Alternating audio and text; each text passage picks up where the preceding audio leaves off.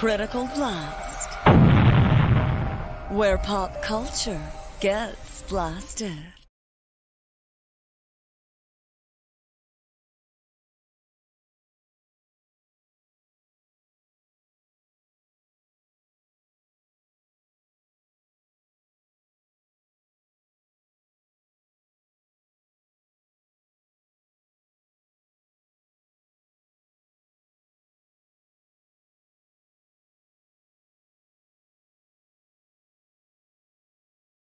And good evening, everybody. I am RJ Carter, Senior Managing Editor here at CriticalBlast.com, and I have not gotten tired of watching that intro trailer yet. I play it like 5 or 6 times a day just to watch it again because I'm just so happy with the way it came out. Plus, nobody's copyright striking me for the music that's playing on it, which was why we got rid of the last countdown, which was supposed to have been royalty-free music, but yeah, turns out not so much. So, it's only a year's worth of videos we've done with the same introduction that I've got to go through and mute all of them. But I'm not complaining because I get to sit down and talk about comics again tonight, which is the thing that I've loved doing since I was 4 years old. And tonight we're going to talk about an unusual looking book. And I can't wait to find out what this one's about because it's not like anything I've seen before, not like anything I've read before. It doesn't even have a title that's close to anything I've read before. And the only one who can answer all these questions I have is Ben Jackson. Ben, how are you today? I'm doing really well, RJ. Nice to be here. I'm glad to have you on, man. So what is your role in the book? I mean, you're the creator, the writer, what are you? Yeah, I'm the writer. You could say I'm the creator. I created the story. I created the character. I created the world. Honestly, at this point, I feel like the character ROKAN is more fair to say that he was created by myself and the artist because he made so many visual changes as far as the costume is concerned that the character, I think you could say, is created by both of us. But this is a story. It's actually an adaptation of a novel that I wrote that I am in the process of editing. So Okay. my role is I wrote the story that it's based on, and I adapted it into a script that's in the format for a comic book, and I storyboard all of the pages to have clear the pacing of what needs to happen on which page. Now, how big was the novel that you were working off of?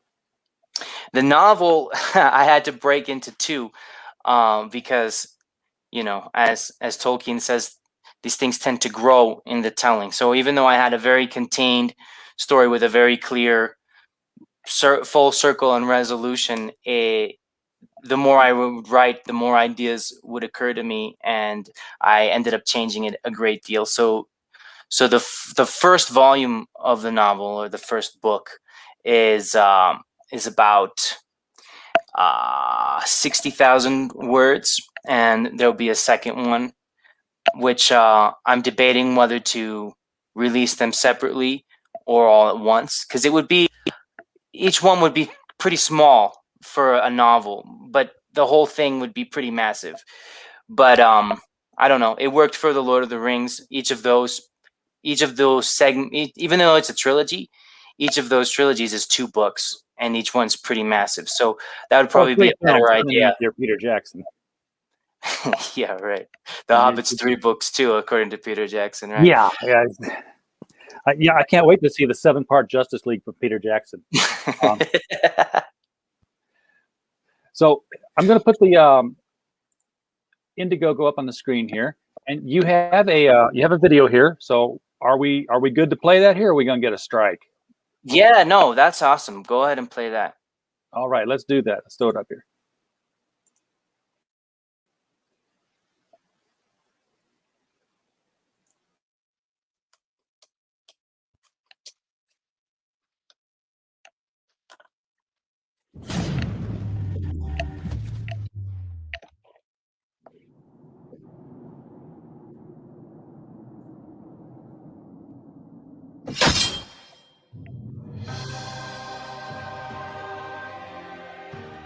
In collaboration with Tier 1 Comics, an all-new creative team brings the epic fantasy adventure of ROKAN to life, combining high fantasy and heavy metal artistic styles and sensibilities with the action-packed, fun world of superhero comic books.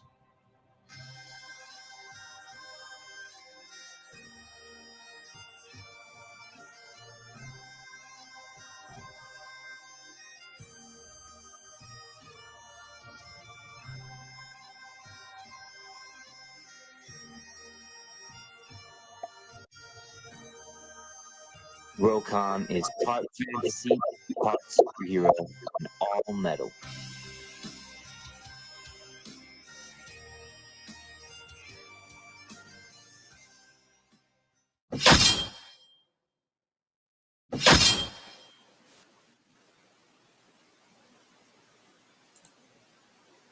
All right, that definitely has a lot of heavy metal magazine look to it.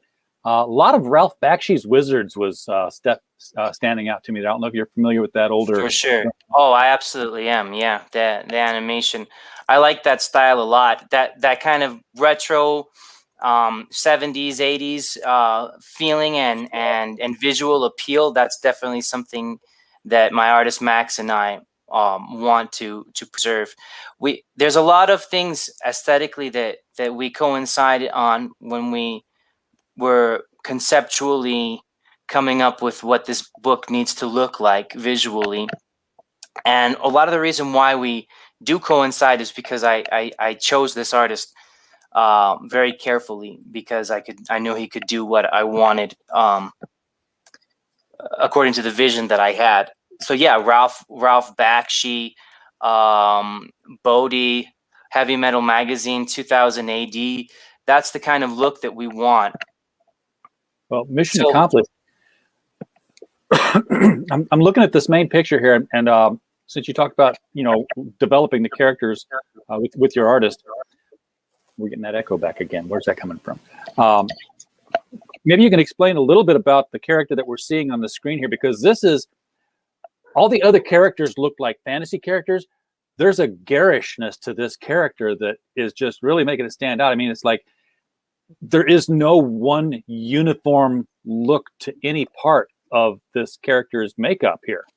That's very much on purpose. If you look, so this image I chose as the primary promotional image because it very clearly demonstrates on the character's costume what's going on here as far as the dichotomy of opposites, or the combination of opposites, which is really the central theme of both the novel and the comic book.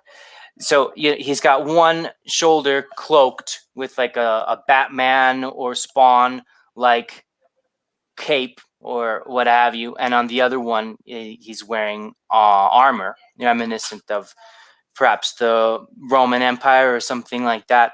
And similarly, his two hands, one of them is a gauntlet for fighting with weapons, and the other one is our version of what a wizard's hands might look like, but more of like a superhero-esque type of wizard. So believe it or not, this is the same character as the young man that you see in the desert scene, but we'll get to that image later. This is once he's grown up, once he's turned into a superhero. So the first arc, because we want to make this an ongoing series, because we have a lot of story. I have a lot of story that I've already written as a novel that I'm adapting. So we want it to be an ongoing series to really do justice to the story without abbreviating it or abridging it in any way. So the first 4 issues are going to be the origin story of this superhero. And the idea visually is to combine fantasy with superhero. So I think you described it best when you said that it's garish.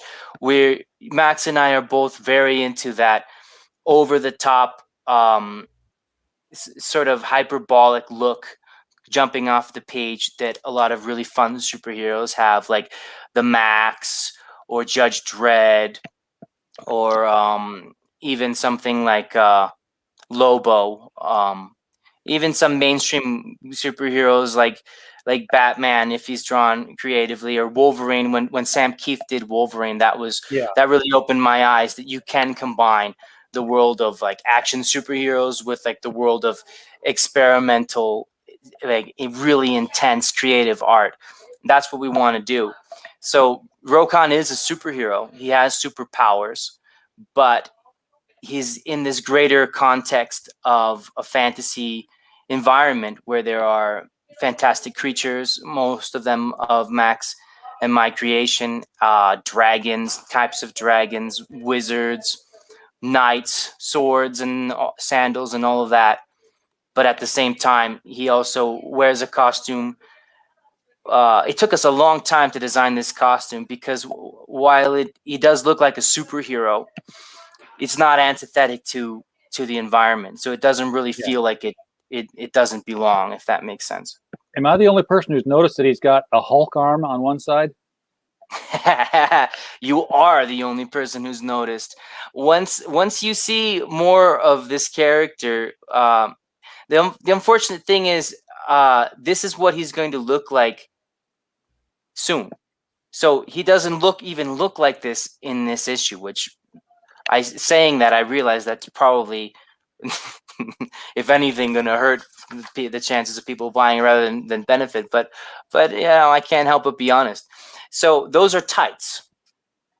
Okay. Those are tights, and it is historically accurate in a medieval setting for someone to wear tights. But so we kind of cheat a little bit there, because obviously they're like with the muscles bulging through them, just like they do on a Batman or a Superman. And the same happens on his legs, that he is wearing purple tights. So the idea here is that one half of his body represents the wizard side of Rokan, and the other half represents the hoplite side, or the warrior side. So this ties into the quote that you opened your video with about separating the scholars and the warriors. Is that who are you quoting?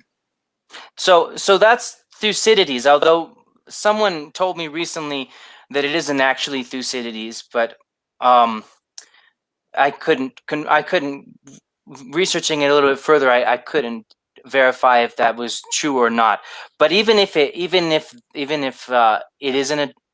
even if the quote isn't possible to attribute to Thucydides, the sentiment definitely is in alignment with what Thucydides taught us in his account of the Peloponnesian War, which was the concept of these two divergent philosophies between Athens and Sparta. Right, you have the city of scholars, the city of philosophers, the city of wisdom and love for knowledge, in a rivalry with the city of athletic prowess and physical discipline and military, renown. And so Thucydides is right, or the sentiment at least is very much in line with Thucydides' approach to it.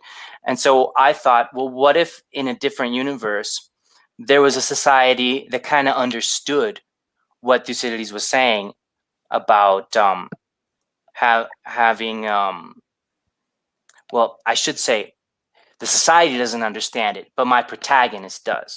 Because unlike the Peloponnesian Wars, these two philosophies are not rivals. In this universe, those two philosophies exist collaboratively. It's a two-god religion where the two gods are supposed to be in harmony with each other, in balance with each other, which is why I use the yin yang as my logo most of the time, as my avatar for most social media. The yin yang, it's hard to see from far away, but it has a turtle in one half and it has an ant in the other half. And the idea there is that ants correspond to the younger brother god because they work together. So builders, soldiers, athletes, right?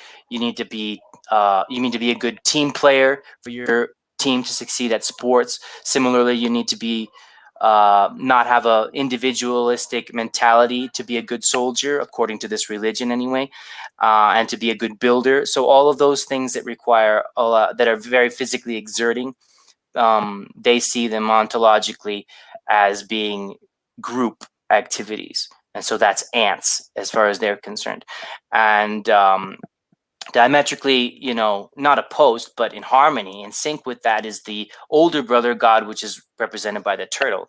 And that's meant to be, science, magic, wisdom, those things. So you got your Athens and your Sparta there, but instead of rivals, they're brothers. They help one another. Until ROKAN comes along, and ROKAN wants to be both. And he shakes things up quite a bit because you're not allowed to be both. And it not only is it illegal, but it's actually heretical, right? His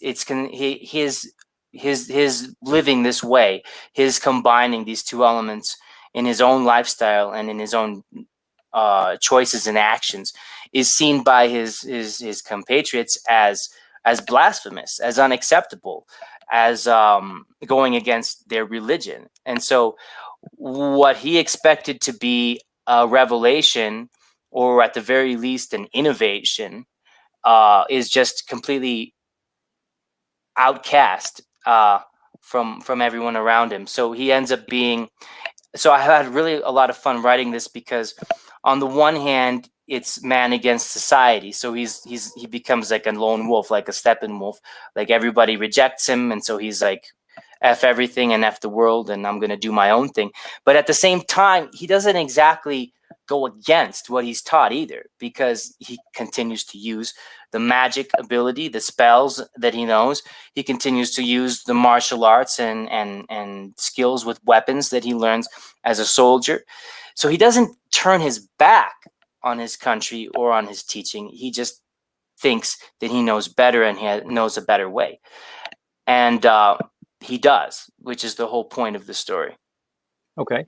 I want to take a second here to shout out to the chat. We've got some people talking out in here. Justin J Money is in chat.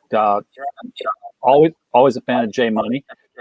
Capitan Ansuz is here. The dude, he only saw 4 people, but it says that there were 0 watching. Well, I've learned not to look at that counter. Jennifer Sunny, hello to you too. And Captain Ansuz, by the way, wants to let you know that he loves ROKAN. So if you love ROKAN, then you and everybody else should click the link down below in the description to this video and come up to this Indiegogo page, that Indiegogo page right there, and pick a tier up on this thing. Ben, you are one of the more, no, I'm not gonna say it like that. You are a very well-spoken interviewee.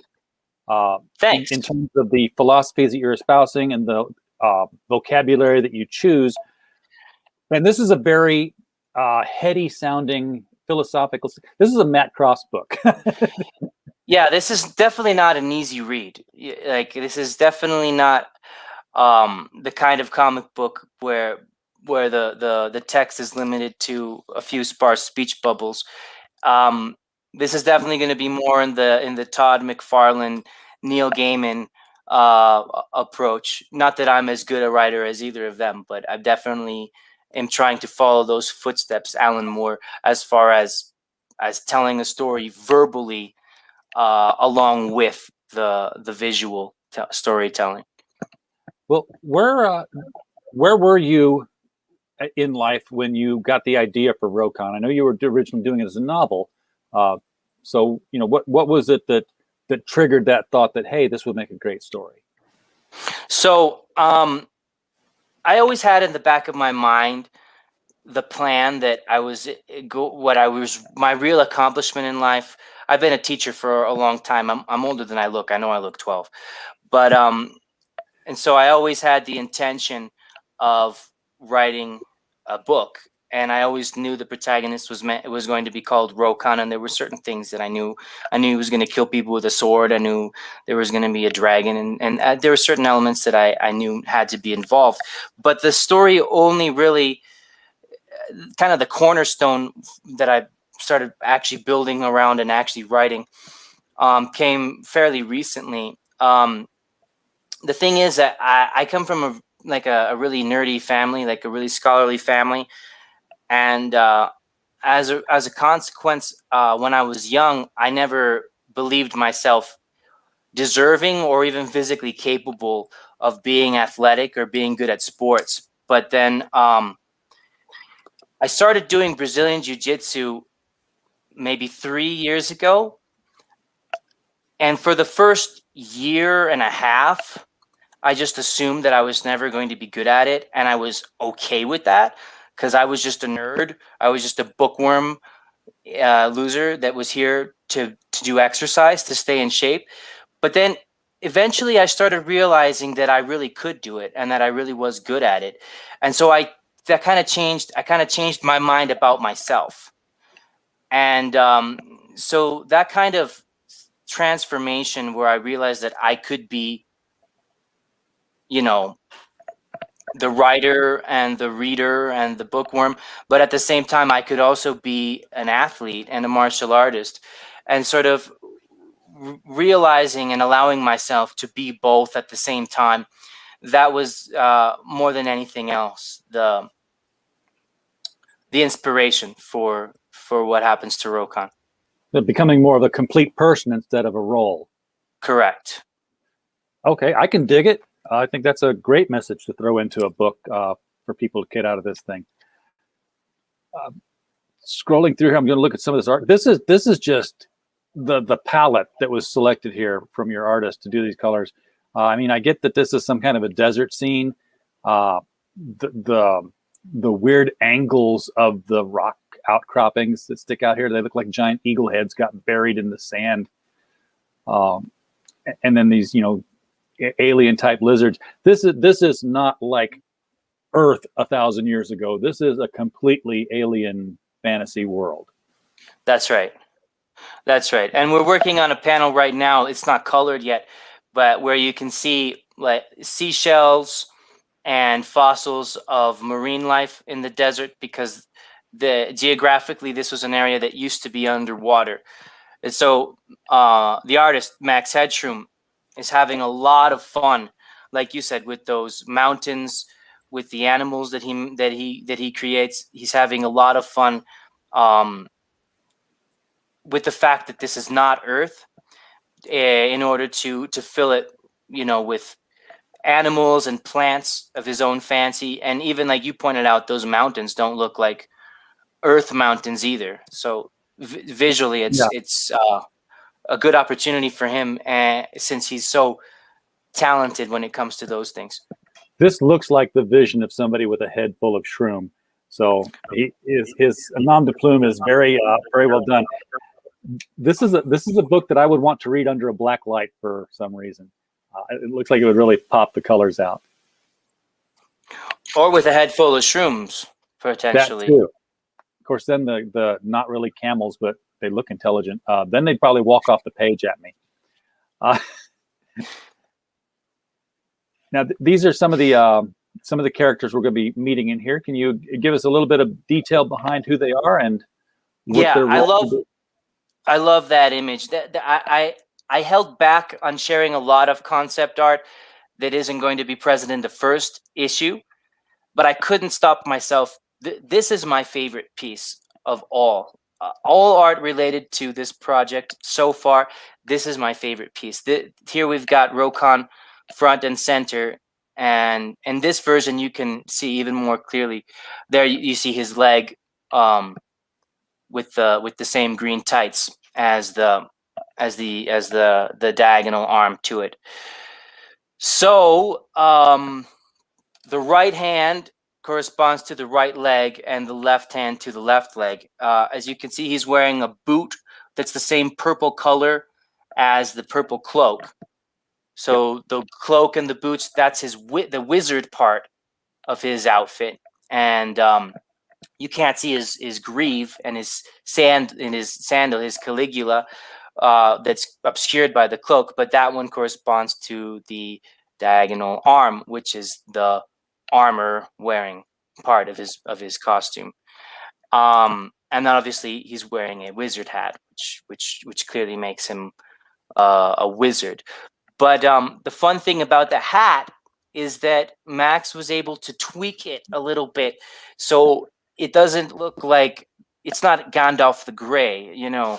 He looks more along the lines of like the Shadow or even like a gunslinger kind of cowboy.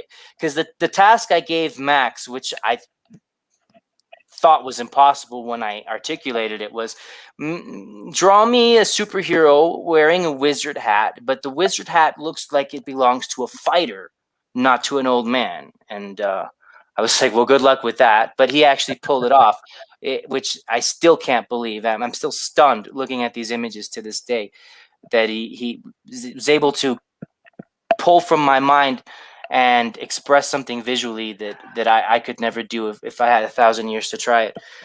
But I kind of got sidetracked. So we've got other characters here as well. We've got the portrait of ROKAN without his mask on. That's the young man, sort of like a 3/4 view. And the one looking straight at the camera, or straight at the viewer, I should say, that's ROKAN's father, who's a very important character. And the other two are companions slash rivals slash countrymen, enemies, friends. It depends on which part of the story, but those are characters that will be coming up later on that ROKAN will interact with. They're called the big one with the steroids and the Hamlet is called Sorn, and the green hooded one with the magic swirlies, he's called Beldak. So those are the two influences that ROKAN has. They kind of pull him in different directions. The Soren is just the consummate warrior. He's obsessed with his fighting ability and is completely ruthless and in all things that he does. Whereas Beldak is kind of like the trickster archetype. He's a magician, similar to ROKAN, but more tricky. ROKAN's very straightforward in his magic use, whereas Beldak is deceptive and the fool. That he seems like what he's doing is foolish, but really he has ulterior hidden motives. That's why we designed his costume to look like a jester of sorts as well. Okay. Now you've used the word superhero to describe ROKAN. Despite the fantasy setting that he's in, he's a superhero. He's a masked character. When you say superhero, are you talking more along the lines of, yes, Father, I shall become a bat, and I put on a costume and I do what I can normally do anyway? Or is superhero like, I got caught in a radioactive explosion and now I can do things that no one else can do on my world? Great question. I really like the way you phrased it as well, because certainly ROKAN can do things that no one else in his world can do. The reason why is because he combines magic with fighting. And it should be abundantly clear from what I said in the first 15 minutes or so that in the context of this world, of this country, of this culture, you very much can only do one or the other. You're only taught one or the other, and it's inconceivable to them to combine these things, right? So there's a class in a society of warriors who are very skilled at fighting, and there's another class in society of wizards who use magic. ROKAN is the first person to amplify his fighting with magic. So hence the superhero, because he can do, when he fights, he can kill monsters and take on multiple opponents at once because of his enhanced, literally magical abilities. And so the way that magic translates on the page of a comic book looks very much like a superhero overpowering enemies with his powers. So if he's fighting a warrior, he's going to basically cheat and throw a little bit of magic into it. And if he's fighting wizards, he's going to be basically magic. Boom! You didn't see that coming, did you? Exactly. That's exactly right. And so in his encounters with warriors, he has an edge because of his powers. And in his altercations with wizards, he has an edge because he can beat them up physically. So he becomes the perfect warrior, essentially, and the perfect wizard, because it never occurred to anyone that you could do both. And so that's kind of like the clever way of inserting a superhero with all the fun tropes that entails into this fantasy setting. You got some beautifully grotesque scenes here that Yeah, people. And here's your magic god. I'm guessing representative of the turtle. that's right. Uh, And there's the ants coming off of his back. that's very much like the great Tatooine. Only he had elephants on Yep. his back. Yep. It is a lot like that. Now, the gods that your civilizations worship, you're working from basically what is that, a duotheism or bitheism? I don't know what the proper conflation of terms would be there. Uh, do they exist? As in, do they actively participate in your story? Good question. That would be telling. So Oh, okay. basically, no, I'm joking. Well, I mean, here's the thing. Like, they're not characters in the book. They're. I always thought it was. I mean, not to throw shade on titles and intellectual properties that you all love and I love too, but I don't want to do the Thor thing where a deity, a semi divine or perfect deity just becomes a person like anyone else. I that's never going to happen in this book. So, do those gods exist? Well, does God exist in real life? That's up to the reader's interpretation. But they'll never make an appearance in any concrete way, just as God doesn't. At least it hasn't in my life. I don't know if I'm making myself clear, but what I'm trying to say is you can interpret the story either way. If you're an atheist and you read this will all seem like superstition that needs to be advanced beyond, which is how atheists still see religion. And if you're religious, which I happen to be, and you read this story, you'll get the sense that there's a right and a wrong way to do things, and that whoever's doing it more correctly is more in line with what these gods actually want. But the gods never come down and speak to anyone, just as God doesn't do that in real life. I really like George R. Martin's take on religion, because there's definitely supernatural activities in Song of Ice and Fire, the Game of Thrones series. You can see what you could call miraculous happenings. You obviously see very devout practitioners of a variety of religions, but none of those gods is ever explicitly verified to exist or not.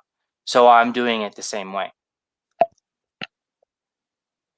I just check and see if I've got to close my door here. I don't think so yet. I look out the window to see if my roommate's coming home. If she is, I need to close the door. Okay. Doesn't appear to be so yet. If I do get up, just keep talking. No problem. We haven't even got to your tears yet. And lo and behold, Preston Acevedo is still going to be behind on his next book because he's doing yet another cover for somebody. Busiest man in CG.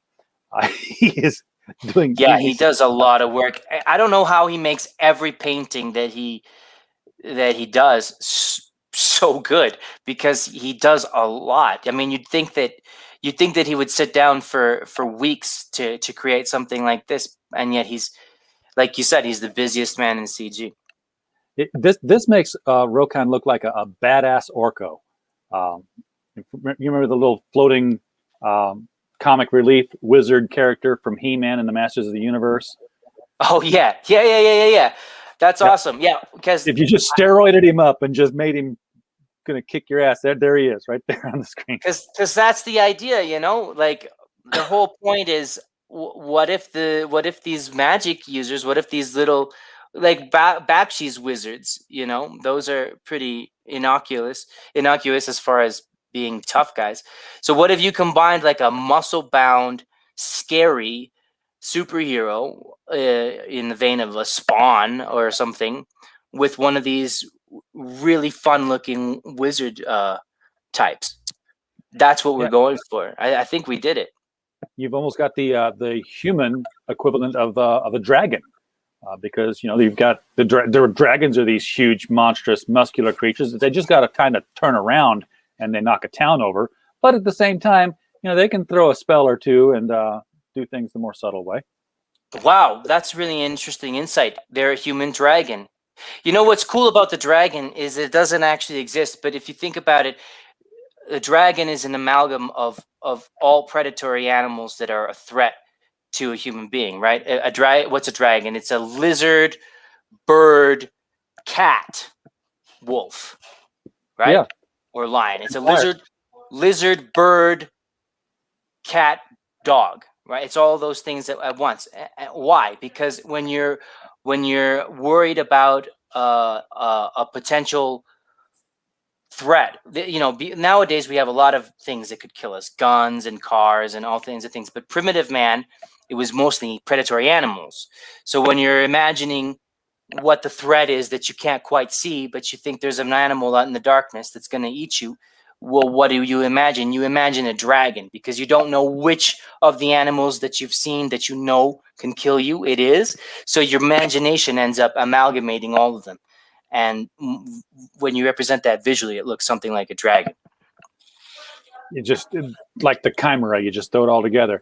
Now, these pages here are black and white, but I'm assuming that means they just haven't been colored yet. Yeah, those are the more recent pages. Okay. So if you scroll up just a little bit, RJ, that black and white picture, that was the one that I was telling you about. Once it's colored, it'll be really cool, because you can see there's fish swimming around. Now, these two figures on there, they're called pacamwas, these animals that are not camels or horses, but something similar. They're obviously not underwater, but what we've designed with this page is at the same time you can see what this world looked like hundreds of years ago when it was underwater versus what it looks like now. So once it's colored, they'll be inside of a bubble, and the bubble will be modern day, and the outside will be the representation of before, when this particular geographic location was underwater. And obviously that's very clear when that'll be even more clear when the captions are inserted into it. Yeah, and it's such a bizarre and compelling piece, because you can see that they're writing their creatures on ground level here, and yet there's land above them. It's almost like another planet is just real close and rotating on the horizon. You can see close enough that you can see the mountains and the people that would be walking there if there were people on them. Yeah, we're combining a lot of things. That's what we like to do. The reason that we work so well together is because we're both really obsessed with the idea of combining things in a way that should be impossible. In Max's case, visually, and in my case, conceptually. Because what's going on here is that you have a bird's eye view of the continent, of the land, and then to the south is the water. This is where the peninsula ends, and this is where the ocean begins. And then playing off of that, you go from the water to the zoom in scene of a particular area, which used to be completely submerged and now isn't. So you have that, sort of the periphery outlier water between the two panels serves as the gutter, but it also is water in both cases. I don't know if I'm making sense. I know what I'm talking about. It'll make perfect sense when you have the book in your hands. That's right. So I'm going to go up here to look at the tiers, because the tiers were not on the left side this time around, which is fine. I can take care of them on the right. I like them on the right anyway. You have a feature tier where you can get everything and the digital copy. So everything is the issue number 1, the issue 1 with the variant cover, the signed issue 1, and the signed print. Now, what is the print? Was it one of the images we saw here? So I'm going to give you the option. When I do the second issue, there's a lot of things. With this. Maybe I shouldn't say this, but again, I'm too honest. I can't help it. There are a lot of things with the layout of this Indiegogo that I will do differently in the second issue, because I didn't know that once a perk is claimed, it's locked that way and you can't edit it. So that's what happened there. But if you essentially the print option, we're giving you 4 choices. We couldn't decide which potential image would would make the best print. So I decided, well, I'll just give them the choice. So when you select it, you can select A, B, C, or D, and the image of the tier image of the print choice shows those A, B, C, D options. So Okay. you choose the print that you want. And if you get the everything package, you'll probably get 2 prints, maybe even 3, because we're gonna print a whole bunch, and we're gonna give we want to give them all out. So, and we're gonna give priority to backers of the everything package. But yeah, with the everything package, you'll get the digital version, which everyone gets, because we've scaled these all. So whatever price range you have, you're guaranteed to get everything everything that the below. I can't speak English today. Every tier is slightly more expensive. It builds on each other. They build on each other. That's what I was trying to say. You were just complimenting how articulate I am, and I proved you wrong.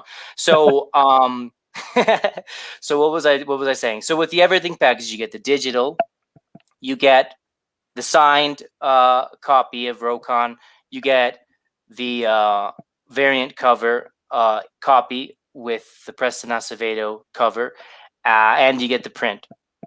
Okay, and I guess I was asking, is the artwork that's going to be on the print represented on the page here anywhere that we can point to and say this is what one of the prints is, or have they not been done up yet? I don't think so. I don't think any of those images are actually going to make their way into the book, except for the covers. Because the prints are this image and the brutal ROKAN image. Okay, so the this print, is one of the prints right here. yes. So the Okay. print, my idea for the print is that it's a poster of the ROKAN world that you put up, and it inspires you to keep buying issue 2 and issue 3, etc. Okay, and this one also is one of the prints. Then this is the brutal one. That's right. I got you. You can, of course, get just the digital if you want. That's $5. I know we've got plenty of people who If you want. Yeah. Yeah, no, I don't mean to disparage that. I understand. Well, in this day and age, especially, a lot of people read on tablets, and anyway, you can see the art more clearly in digital format, so that makes perfect sense. I have no idea what all this is. I just know that it's a downloadable digital file. Gig.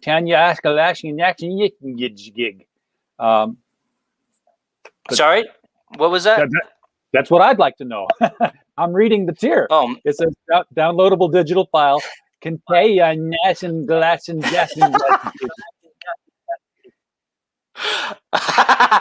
not going to believe this, but I didn't know that it said that. I thought it just said downloadable digital file. Yeah, that's a mistake. It's like your cat walks across the screen. That may even be what happened. Or if I fell asleep and my forehead typed that.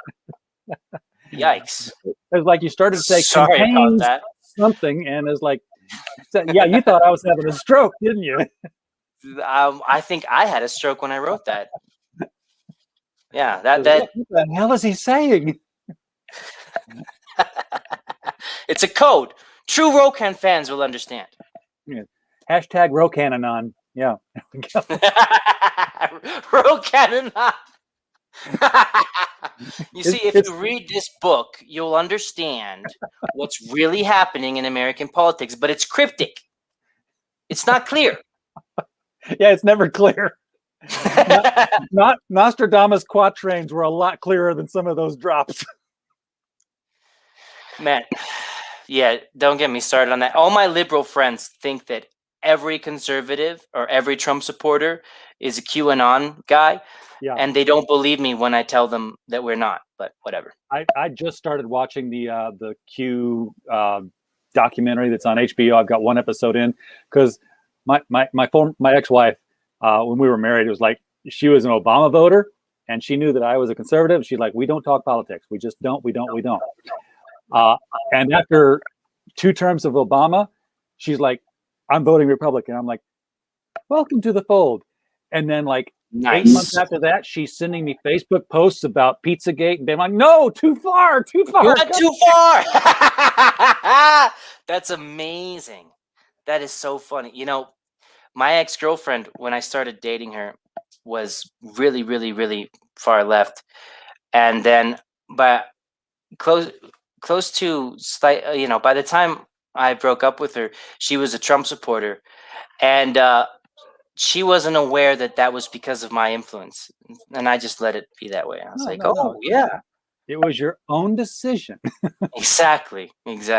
Donald Trump does kind of make more sense. Maybe he is the lesser of two evils. You're right. These are your ideas. Yeah. It's funny how that works. So Nefarious is in the chat here talking to us. He says, Rokan looks cool. It has that old school heavy metal vibe. Yep, that's what we've been saying. The very best of the wizards. Hey, yeah. And a good story about a cool protagonist all wrapped up in an affordable package. And it's also got space turtles. Does it got I space couldn't have turtles? said it better myself. Yeah, it's got space turtles. It's got space turtles and space ants. Okay. Because I didn't know if that was like a metaphorical image representative of the gods, or if there's literally a turtle coming down from the sky with giant ants crawling off of it. No, yeah, it's more metaphorical, but it's still a space turtle. It's still a space turtle.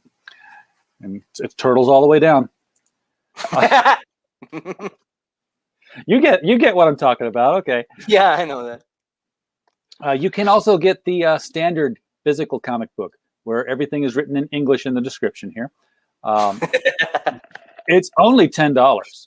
This is I'm assuming it's still a 22 to 26 page standard size book. It's a 24-page book, and every page is painted. Oh my God. Okay. $10 for a painted book. Take advantage of how cheap this is now before anyone knows who we are, and we have to give it away practically, because these prices are probably going to go up at issue 2, 3, 4. Well, yeah, especially as Max's rates go up because his demand will increase, or his being in demand will increase. So $10 for this. I hope this is a print too. By the way, actually, that's a print for sure. That's a print. Yeah. Every page I've seen, I'm like, I hope that's a print. That would make a great print. That would make a great print. Oh yeah, that's a print. We still have a page available. We're selling the Preston painting as well, by the way. Sweet. The turtle painting already sold, obviously. Yeah. But if you want that page, the one that you said had the grotesquely beautiful vibes, that page is. Now that I'm keeping that one, sorry. But the one with the skull and the underwater scene, that page. We got that page up for sale, and the original painting by Preston, that's available as a tier as well. Okay, yeah, and the Preston alternate cover, that's a $15 one. Get them both. $25, get them both. I bet there's a tier right underneath. Get them both. Yeah. Be Rokan, do both. Exactly. Oh, you get it. You already understand. That should be called the Rokan tier. Just get them both. Oh, you're right. We'll do that for issue 2. I'm writing that down. Issue 2. Now you can get the same. Both. Get them both. We both get them both. If you want it signed, you can take your $10 book, add another $10 onto it, and you get a signed copy plus your digital copy.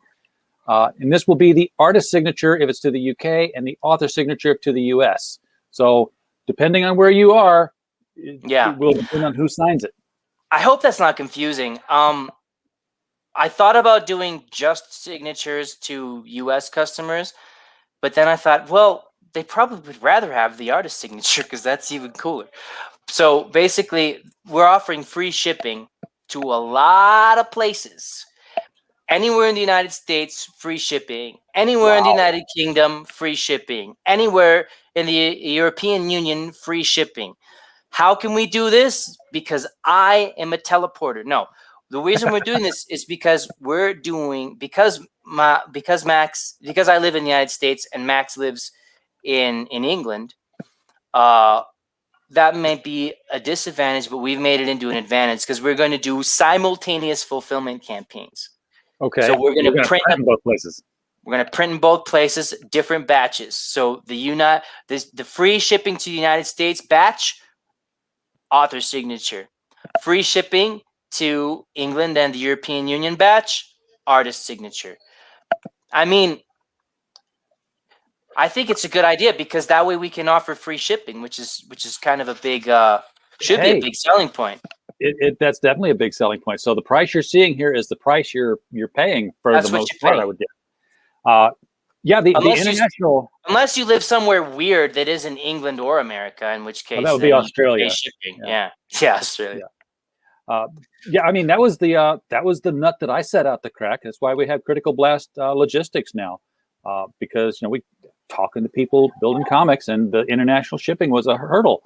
So we do that now for people. If you're in, we have clients like the Company Men with Kemosabe.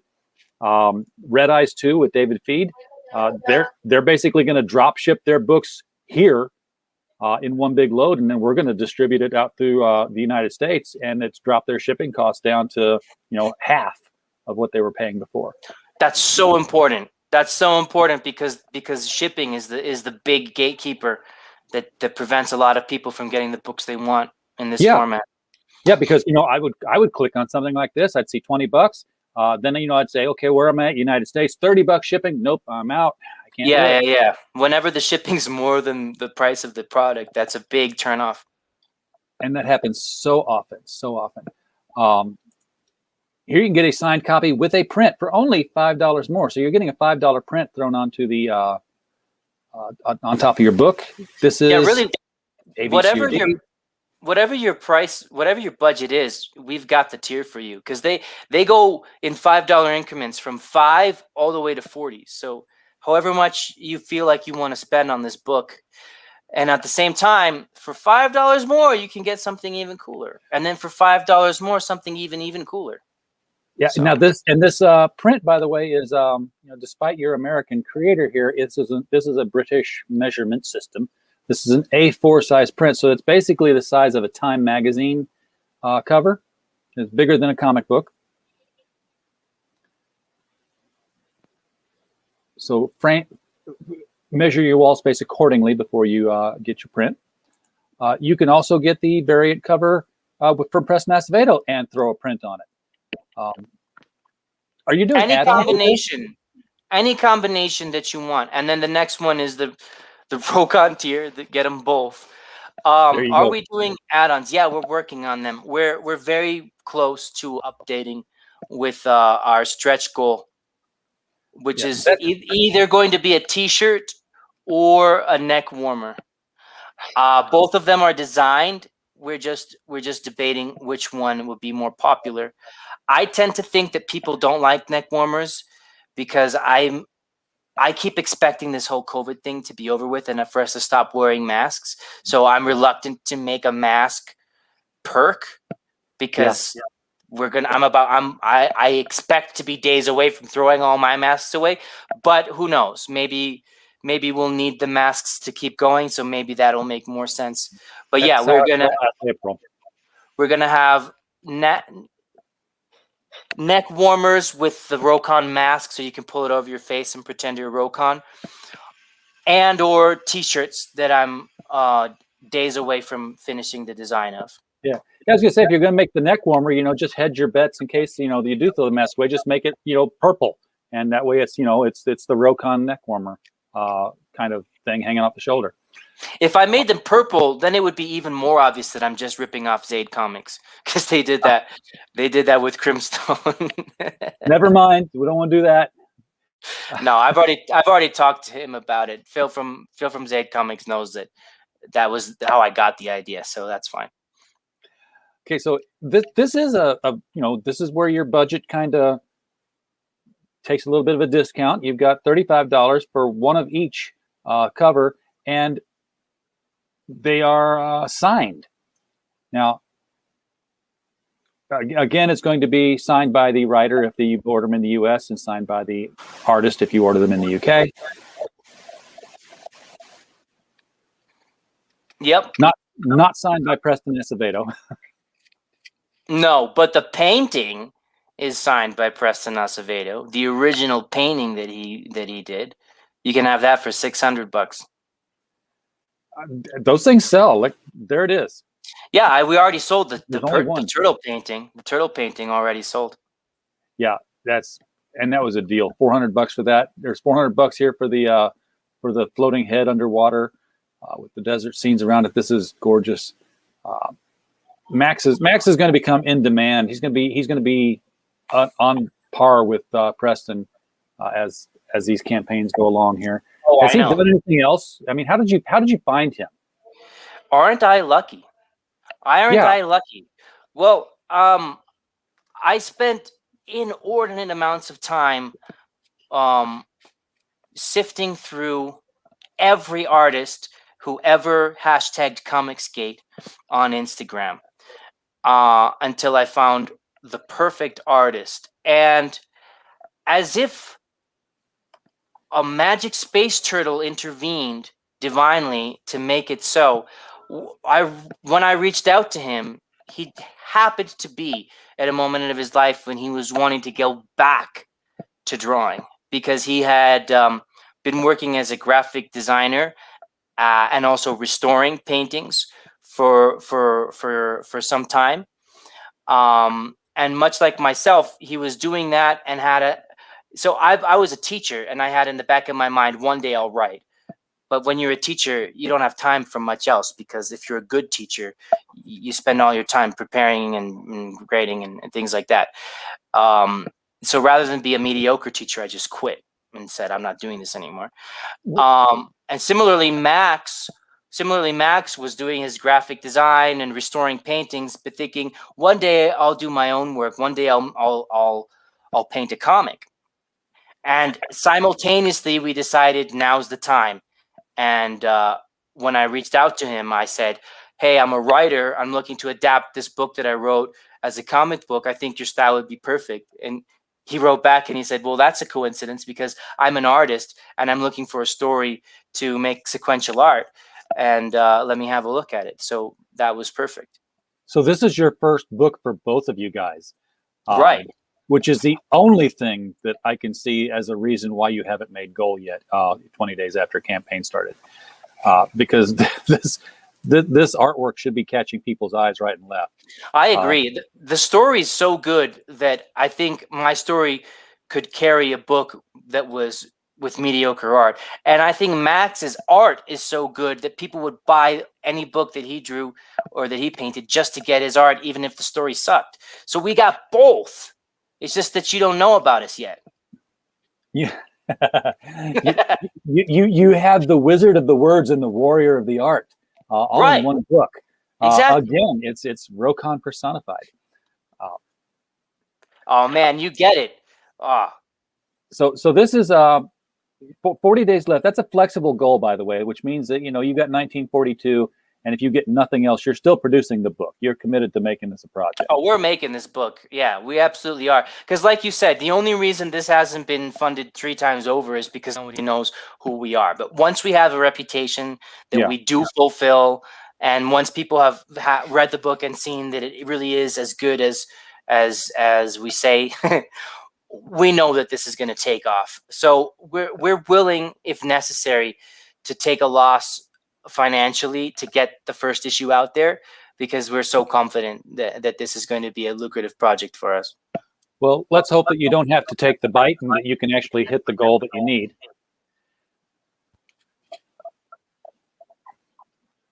I was going to say something, and the echo came.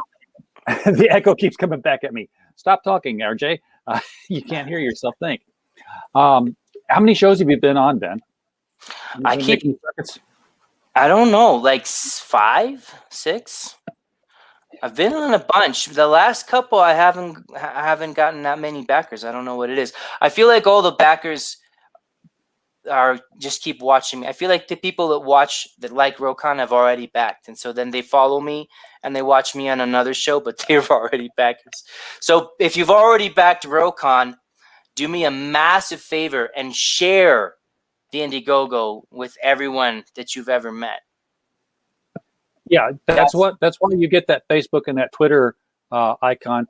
I I have no idea how this happened, Ben, but before we even went live, somebody took a referral to ROKAN from one of my links. It's in my referral list. So somebody bought that digital package, and I got the credit for it. I don't know how that happened. Hello, Lucy. Get out of the trash can. Pug dog. Oh, great.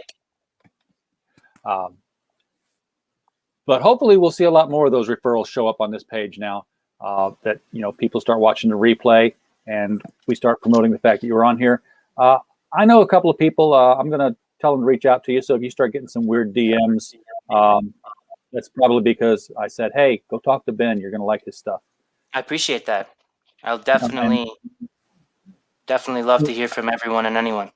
And with 40 days left to go, we'd be glad to have you guys back, closer to the end time if you need to push over the edge there. Does Max do any of the shows with you? I know it's probably impossible to schedule with time. Well, Max is a trooper, man. He stays up till 3, 4 o'clock in the morning a lot of times to do them. Unfortunately, he had something important he needed to get up early for tomorrow, so he didn't come on this one for that reason. But he has done most of them with me, so right, well, that's pretty impressive considering. Yeah, we'll come back, both of us, next time. All right. Well, we have reached the hour, Ben, and that's normally how long we go. Perfect timing. This looks like a really fun and interesting and, dare I say, important educational kind of book. So definitely, as Heroinberg says, go back Ben Jackson's ROKAN, part fantasy, part superhero, all metal, now funding on Indiegogo. That's right. Part fantasy, part superhero, all metal. Heroinberg knows how to do the entire show in one chat tweet. It's like, there's no point in doing anything else now. It's all right there. Just click this and go and be on your merry way.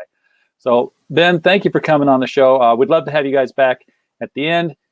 Everyone in the chat, pleasure having you here as always. We are so grateful for you coming here. We don't have a show without you. And as always,